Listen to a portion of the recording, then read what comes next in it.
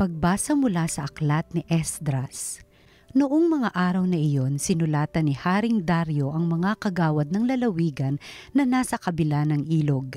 Sinabi niya, ipauubayan nila sa mga tagapamahalang Hudyo at sa kanilang matatanda ang pagpapaayos ng templo.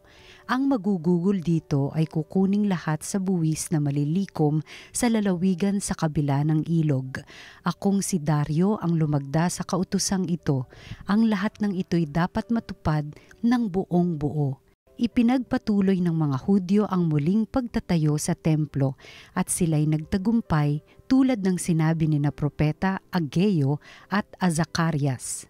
Nayari nila ang templo ayon sa sinabi ng Diyos at sa utos ni na Haring Ciro, Dario at Artaherses at nayari noong 3 ng Adar, 6 na taon ng paghahari ni Haring Dario.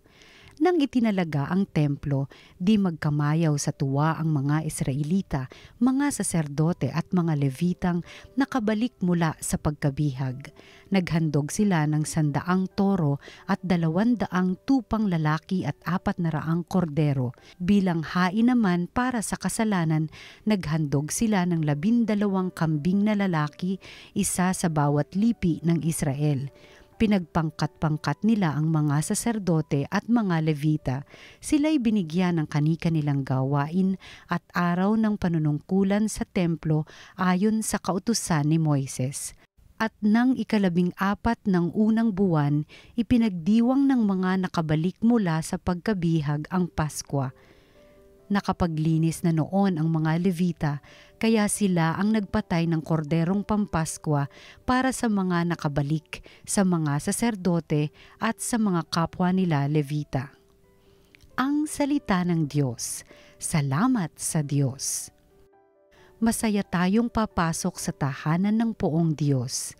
Ako ay nagalak sa sabing ganito, sa bahay ng poon ay pumasok tayo, sama-sama kami matapos sapitin ang pintuang lungsod nitong Jerusalem. Masaya tayong papasok sa tahanan ng poong Diyos. Yaong Jerusalem kay ganda ng anyo, maganda ang ayos ng muling matayo. Dito umaahon ang lahat ng angkan, lipi ni Israel upang magsambahan. Masaya tayong papasok sa tahanan ng poong Diyos. Ang hangad ang poon ay pasalamatan, pagkat ito'y utos na dapat gampanan. Doon din naroon ang mga hukuman at trono ng haring hahatol sa tanan. Masaya tayong papasok sa tahanan ng poong Diyos. Ang mabuting balita ng Panginoon ayon kay San Lucas. Noong panahong iyon, dumating ang ina at mga kapatid ni Jesus, ngunit hindi sila makalapit dahil sa dami ng tao. May nagsabi sa kanya, "Nasa labas po ang inyong ina at mga kapatid. Ibig nilang makipagkita sa inyo." Ngunit sinabi ni Jesus, ang mga nakikinig ng salita ng Diyos at tumutupad nito ang siya kong ina at mga kapatid. Ang mabuting balita ng Panginoon. Pinupuri ka namin, Panginoong Hesukristo. Isang mabiyayang araw po sa inyong lahat. Alam niyo po, ilang metro lang po ang layo mula dito sa studio ng TV Maria ay ang simbahan po ng Santo Niño de Pandacan. At ilang taon na po ang nakakaraan ay nasunog po yung simbahan at kailangang ipagiba dahil tuluyang nasunog ang simbahan. At naalala ko ho ng mga panahon na yon, iba yung lungkot na dinulot nito sa mga parokyano at lalo na ho sa amin dahil minsan din po ako nakapaglingkod sa parokyang ito. At kita namin kung paano gumuho yung simbahan, paano ibinagsak, no, dahil nasunog ng tuluyan ang simbahan. At ganun din kabigat dun sa mga mananampalataya na makita yung kanilang simbahan na nasusunog at tuluyang magiba. Pero ngayon, malipas ang mga ilang taon, ay unti-unti na rin pong naitatayo yung bagong simbahan. Unti-unti nang naitatayo yung struktura. May korte na. Nakikita na muli na bumabangon muli yung simbahan na minsang nasunog at ipinadapa ng isang trahedya. At kung babalikan ho natin yung unang pagbasa, may ganong pagkakahawig yung sitwasyon na narinig natin mula sa unang pagbasa, yung pagtatayo ng bagong templo. At hindi lang basta pagtatayo, pero kung ano yung nadudulot na saya ng pagtatayo o pagkita na muling pagtayo ng kanilang bagong templo. At ganun din po yung karanasan ng mga tagapandakan na unti-unti nakikita, nagkakaporma, nabubuksan na ang simbahan at para bang nagkakaroon na ulit ng lugar kung saan sila magkakaroon ng bahay dalanginan. Pero kung titingnan ho nating muli, hindi lang sana naiiwan yung ating pagtanaw dun sa struktura ng simbahan. Maaring may larawan o merong may mga pader, may mga poste kung saan na makikita natin yung istruktura ng simbahan. Pero hindi lamang naiiwan yung kamalayan natin na ang simbahan ay isang gusali.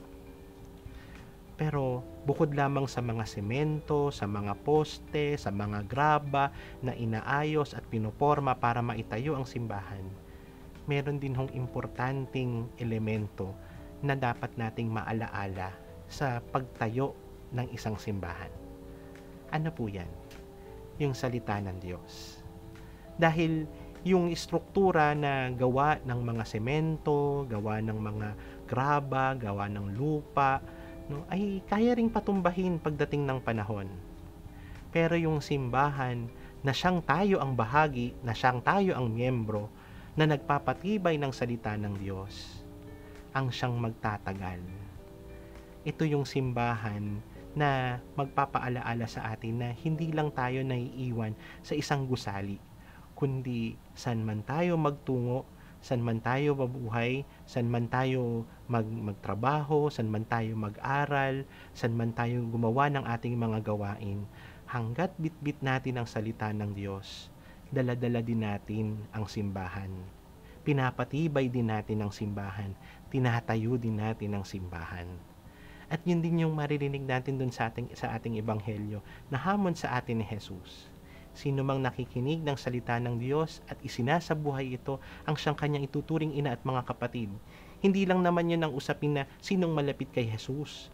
Pero para sa atin bilang mga Kristiyano, sa ating mga nakatanggap ng mabuting balita, sa ating mga nakatanggap ng salita ng Diyos, paano natin din pinapatibay ang simbahan sa ating mga gawain, saan man tayo nagtutungo, sa ibang bansa man, dito man sa Pilipinas, sa kapitbahay man, sa ating mga sariling tahanan.